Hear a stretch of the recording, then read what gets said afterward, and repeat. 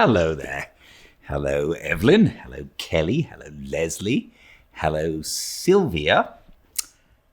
I see. I'm limited to four. I'm limited to four names. There were several others who came up, and I tried to remember everybody, but I'm afraid I didn't. So maybe I should learn my lesson. Just four names is all I can stretch to, but I'm very glad that you're all here. I'm very glad that you're coming and joining me as I sit in front of the fire and read a chapter or two, or part of a chapter, if they're long, of wonderful old books. This is Fireside Reading, and my name is Gildart. And every day I sit in front of the fire and read to anybody who might like to either have a little bit of old-fashioned entertainment or some company. This is my home, my wife and my home. And this is our fireplace, and I'm sitting in front of the fire reading to you, and I'm very glad that you're here. Welcome to a fireside reading of David Copperfield by Charles Dickens. Chapter 5. I am sent away from home. We might have gone about half a mile, and my pocket handkerchief was quite wet through when the carrier stopped short. Looking out to ascertain for what, I saw to my amazement Peggotty burst from a hedge and climb into the cart. She took me in both her arms and squeezed me to her stays until the pressure on my nose was extremely painful, though I never thought of that till afterwards when I found it very tender. Not a single word did Peggotty speak. Releasing one of her arms, she put it down in her pocket to the elbow and brought out some paper bags of cakes which she crammed into my pockets, and a purse which she put into my hand, but not one word did she say. After another and a final squeeze with both arms, she got down from the cart and ran away. And my belief is, and has always been, without a solitary button on her gown. I picked up one of several that were rolling about, and treasured it as a keepsake for a long time. The carrier looked at me, as if to inquire if she were coming back. I shook my head and said I thought not. "Then come up," said the carrier to the lazy horse, who came up accordingly. Having by this time cried as much as I possibly could, I began to think it was of no use crying any more, especially as neither Roderick Random nor that captain in the Royal British Navy had ever cried, that I could remember, in trying situations. The carrier, seeing me in this resolution, proposed that my pocket handkerchief should be spread upon the horse's back to dry. I thanked him and assented, and particularly small it looked under those circumstances. I had now leisure to examine the purse. It was a stiff leather purse with a snap, and had 3 bright shillings in it, which Peggotty had evidently polished up with whitening for my greater delight. But its most precious contents were 2 half-crowns, folded together in a bit of paper, on which was written, in my mother's hand, "For Davy, with my love." I was so overcome by this that I asked the carrier to be so good as to reach me my pocket handkerchief again, but he said he thought I had better do without it, and I thought I really had, so I wiped my eyes on my sleeve and stopped myself. For good, too, though in consequence of my previous emotions I was still occasionally seized with a stormy sob. After we had jogged on for some little time, I asked the carrier if he was going all the way. "All the way where?" inquired the... "There," I said. "Where's there?" inquired the carrier. "Near London," I said. "Why, that horse," said the carrier, jerking the rein to point him out, "would be deader than pork afore he got over half the ground."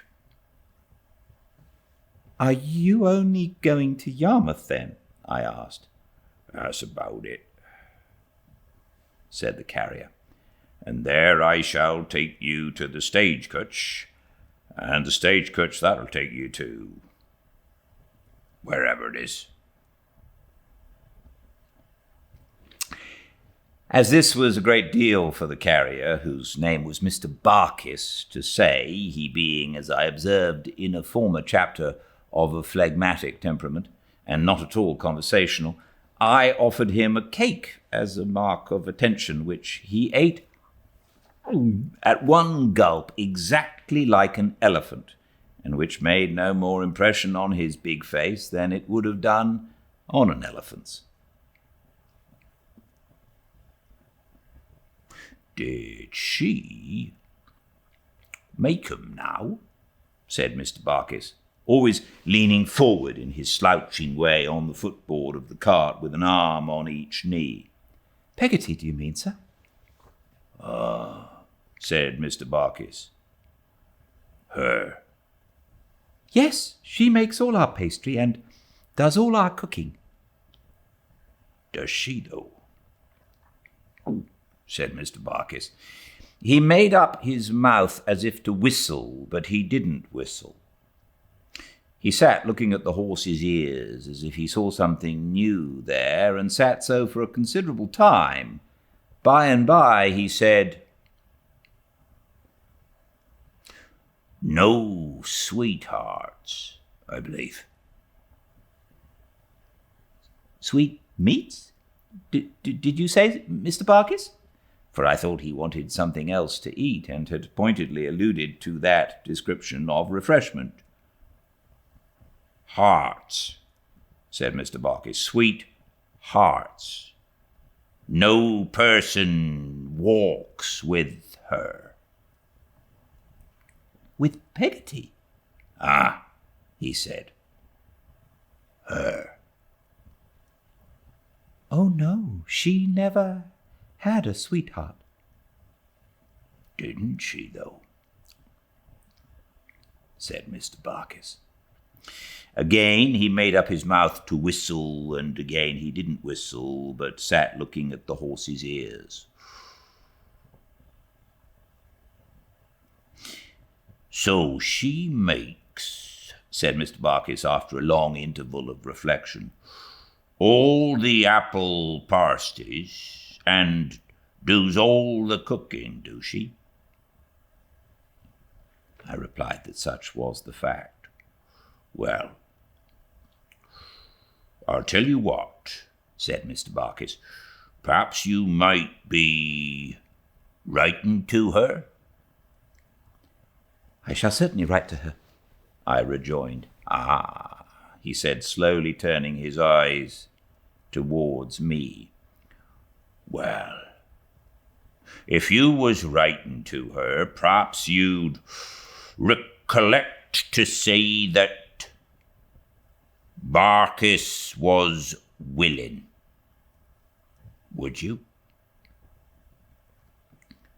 "That Barkis is willing?" I repeated innocently. "Is that all the message?" "Yes," he said, considering. "Yes, Barkis is willing."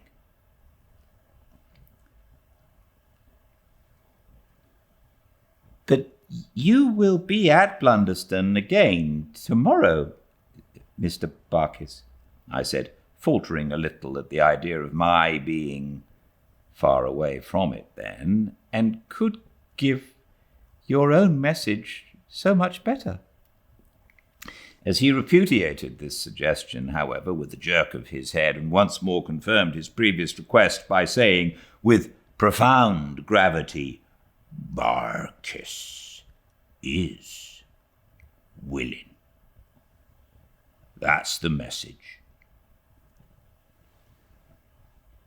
I readily undertook its transmission. While I was waiting for the coach in the hotel at Yarmouth that very afternoon, I procured a sheet of paper and an inkstand and wrote a note to Peggotty, which ran thus: "My dear Peggotty, I have come here safe. Barkis is willing. My love to Mamma, yours affectionately. P.S. He says he particularly wants you to know Barkis is willing." When I had taken this commission on myself, prospectively, Mr. Barkis relapsed into perfect silence, and I, feeling quite worn out by all that had happened lately, lay down on a sack in the cart and fell asleep. I slept soundly until we got to Yarmouth, which was so entirely new and strange to me in the inn-yard to which we drove, that I at once abandoned a latent hope I had had of meeting with some of Mr. Peggotty's family there, perhaps even with little Emily herself. The coach was in the yard, shining very much all over, but without any horses to it as yet, and it looked in that state as if nothing was more unlikely than its ever going to London. I was thinking this and wondering what would ultimately become of my box, which Mr. Barkis had put down on the yard pavement by the pole he had driven up the yard to turn his cart, and also what would ultimately become of me, when a lady looked out of a bow window, where some fowls and joints of meat were hanging up, and said, "Is that the little gentleman from Blunderstone?" "Yes, ma'am," I said. "What name?" inquired the lady. "Copperfield, ma'am," I said. "That won't do," returned the lady. "Nobody's dinner is paid for here in that name." "Is it Murdstone, ma'am?" I said. "If you're Master Murdstone," said the lady, "why do you go and give another name first?" I explained to the lady how it was, who then rang a bell and called out, "William, show the coffee room," upon which a waiter came running out of a kitchen on the opposite side of the yard to show it, and seemed a good deal surprised when he was only to show it to me. It was a large, long room with some large maps in it. I doubt if it could have felt much stranger if the maps had been real foreign countries, and I cast away in the middle of them. I felt it was taking a liberty to sit down with my cap in my hand on the corner of the chair nearest the door, and when the waiter laid a cloth on purpose for me and put a set of casters on it, I think I must have turned red all over with modesty. He brought me some chops and vegetables, and took the covers off in such a bouncing manner that I was afraid I must have given him some offence, but he greatly relieved my mind by putting a chair for me at the table and saying very affably, "Now, 6 foot, come on." I thanked him and took my seat at the board, but found it extremely difficult to handle my knife and fork with anything like dexterity, or to avoid splashing myself with the gravy while he was standing opposite, staring so hard and making me blush in the most dreadful manner every time I caught his eye. After watching me into the second chop, he said, "There's half a pint of ale for you. Will you have it now?" I thanked him, and I said, "Yes," upon which he poured it out of a jug into a large tumbler and held it up against the light and made it look beautiful. My eye, he said. It seems a good deal, doesn't it? It does seem a good deal, I answered with a smile, for it was quite delightful to me to find him so pleasant. He was a twinkling-eyed, pimple-faced man with his hair standing upright all over his head, and as he stood with one arm akimbo, holding up the glass to the light with the other hand, he looked quite friendly. There was a gentleman here yesterday, he said, a stout gentleman by the name of Topsawyer. Perhaps you know him. No, I said, I don't think... In breeches and gaiters, broad-brimmed hat, grey coat, speckled choker, said the waiter. No, I said bashfully, I haven't the pleasure. He came in here, said the waiter, looking at the light through the tumbler, ordered a glass of this ale, would order it. I told him not. Drank it and fell dead. It was too old for him. It oughtn't to be drawn. That's a fact. I was very much shocked to hear of this melancholy accident, and said I thought I had better had some water.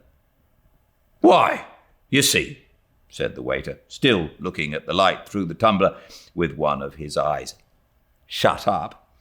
Our people don't like things being ordered and left. It offends them, but I'll drink it if you like. I'm used to it, and use is everything. I don't think it'll hurt me if I throw my head back and take it off quick. Shall I? I replied that he would much oblige me by drinking it if he thought he could do it safely, but by no means otherwise. When he did throw his head back and take it off quick, I had a horrible fear, I confess, of seeing him meet the fate of the lamented Mr. Topsawyer and fall lifeless on the carpet.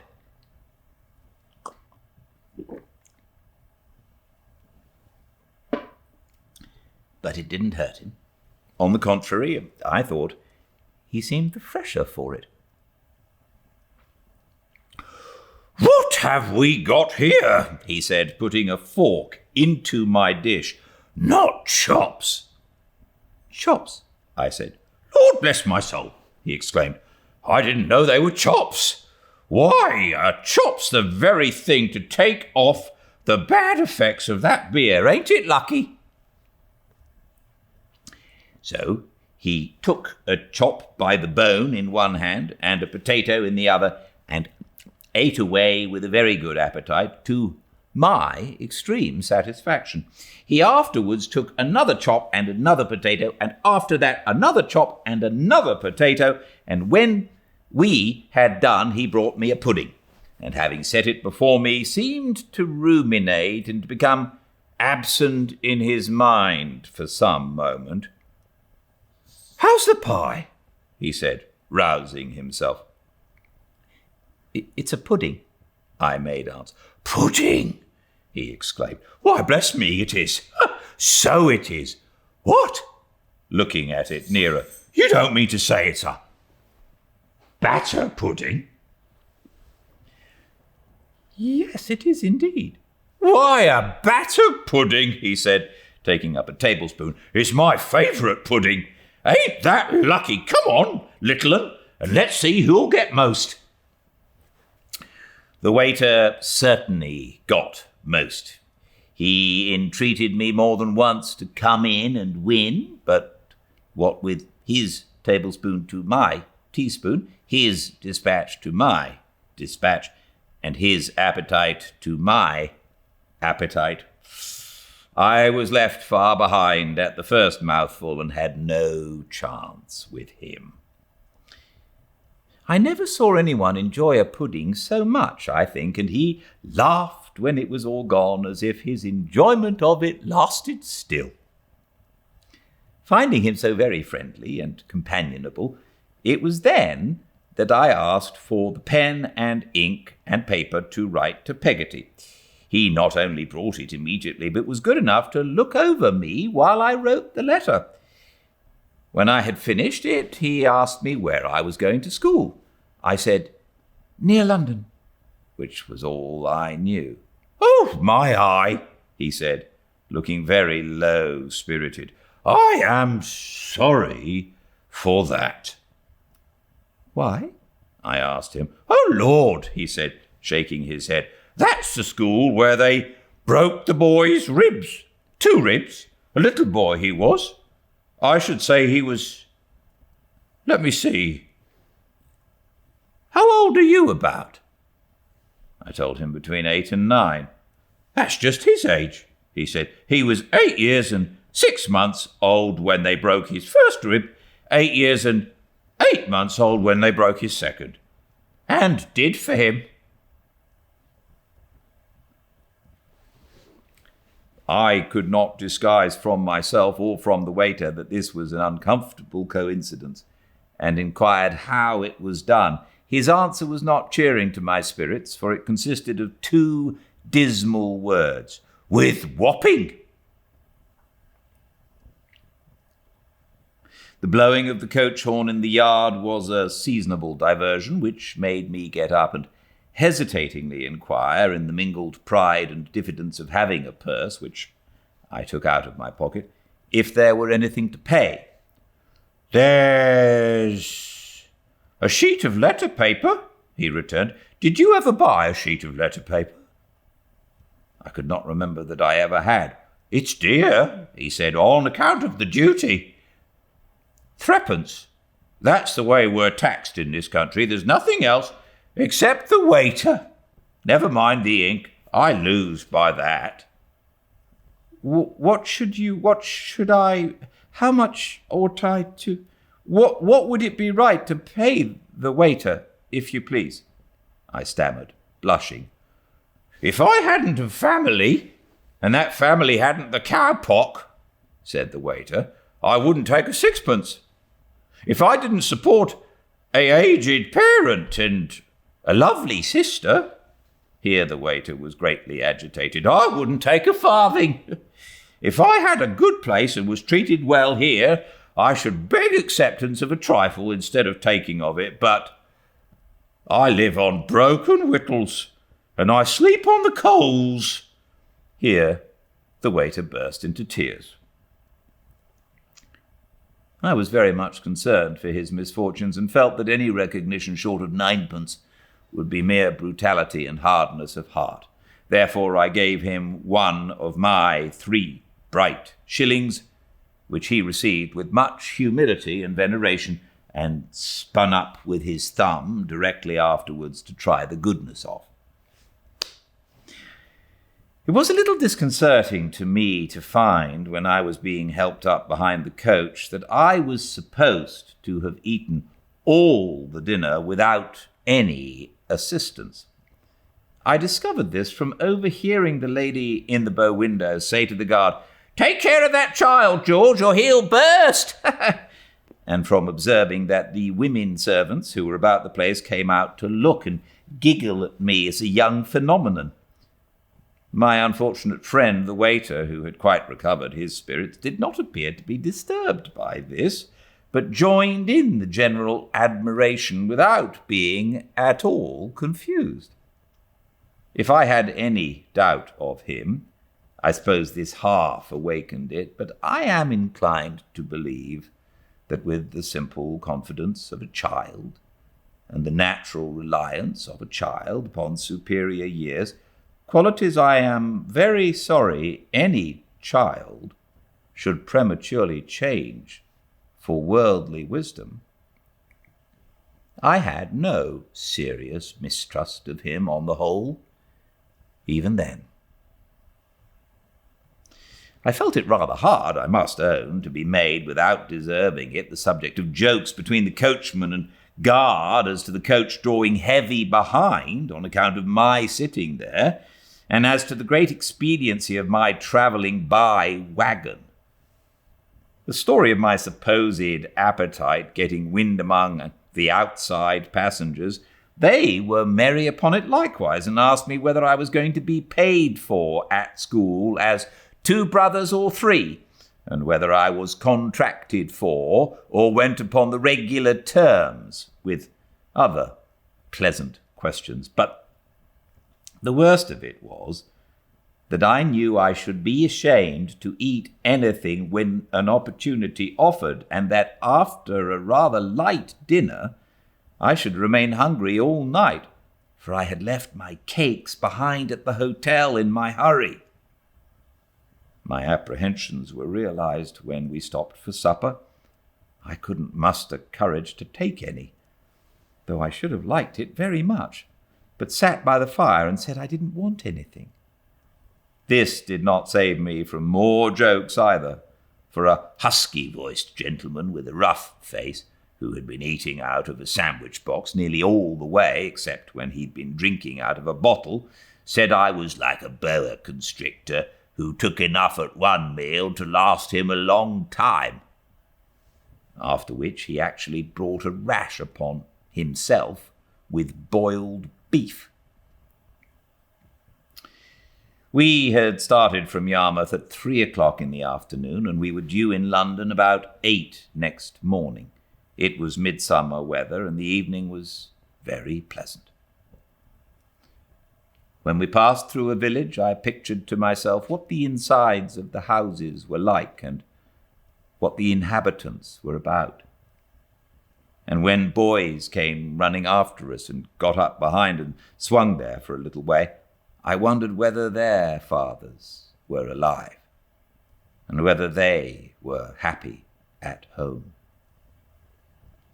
I had plenty to think of, therefore, besides my mind running continually on the kind of place I was going to, which was an awful speculation. Sometimes I remember I resigned myself to thoughts of home and Peggotty, and to endeavouring in a confused, blind way to recall how I had felt and what sort of a boy I used to be before I bit Mr. Murdstone, which I couldn't satisfy myself about by any means. I seem to have bitten him in such a remote antiquity. The night was not so pleasant as the evening, for it got chilly, and being put between two gentlemen, the rough-faced one and another, to prevent my tumbling off the coach, I was nearly smothered by their falling asleep and completely blocking me up. They squeezed me so hard sometimes that I could not help crying, "Oh, if you please," which they didn't like at all because it woke them up. Opposite me was an elderly lady in a great fur cloak who looked in the dark more like a haystack than a lady. She was wrapped up to such a degree. This lady had a basket with her, and she hadn't known what to do with it for a long time, until she found that on account of my legs being short, it could go underneath me. It cramped and hurt me so that it made me perfectly miserable. But if I moved in the least and made a glass that was in the basket rattle against something else, as it was sure to do, she gave me the cruelest poke with her foot and said, "Come, don't you fidget. Your bones are young enough, I'm sure." At last the sun rose, and then my companions seemed to sleep easier. The difficulties under which they had laboured all night, and which had found utterance in the most terrific gasps and snorts, are not to be conceived. As the sun got higher, their sleep became lighter, and so they gradually, one by one, awoke. I recollect being very much surprised by the feint everybody made then of not having been asleep at all, and by the uncommon indignation with which everyone repelled the charge. I labour under the same kind of astonishment to this day, having invariably observed that of all human weaknesses, the one to which our common nature is the least disposed to confess, I cannot imagine why, is the weakness of having gone to sleep in a coach.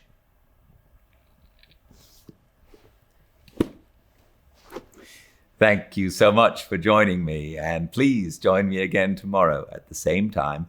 That was part 1 of chapter 5. We have part 2 tomorrow, 5 Pacific at Fireside Reading on Instagram.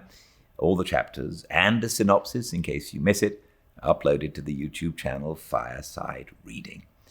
Until I see you again, please stay very well. Good night.